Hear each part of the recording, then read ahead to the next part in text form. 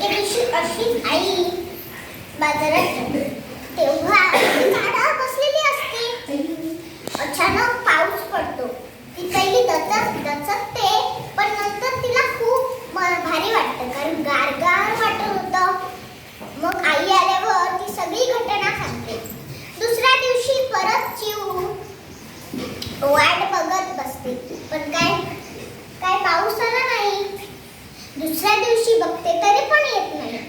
तिसऱ्या दिवशी बघते येत नाही. चौथ्या दिवशी ती एकदम कंटाळते आणि आईला सांगते, अगं आई, पावसाला बोलाव ना. आणि ती रडायला लागते. आई तिला जवळ घेऊन समजूत काढायला लागते, पण नाही, तिला पाऊसच पाहिजे होता.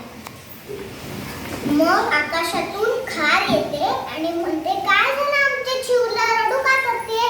बस माझ्या पाठीवर, तुला आकाशात नेऊन परत येऊ खाली. पण चिऊ नाही ऐकेना, तिला पाऊसच पाहिजे होता. कोकिळ आली, गोड गोड गाणं गाऊन गेली. मोर आला, थुई थुई नाचून गेला, पण काही नाही, रडू काय थांबेना. मग हत्ती आला आणि म्हणाला, काय झालं आमच्या चिऊला? मग काकताई म्हणाली, काय नको, आता फक्त तिला मारच पाहिजे. पाऊस पाऊस पाऊस एवढे सगळे समजून गेले तरी पण पाऊसच पाहिजे, असा पण पाऊस आणू शकतो का? मग हत्ती मामा म्हणतो, हाच एवढंच, चल मी तुला पाऊस आणून देतो. तो तिथेच एक छोटंसं तळं असतं. तिथे तो तिला दगडावर बसून डोळे बंद करायला सांगतो. चिऊ आनंदाने डोळे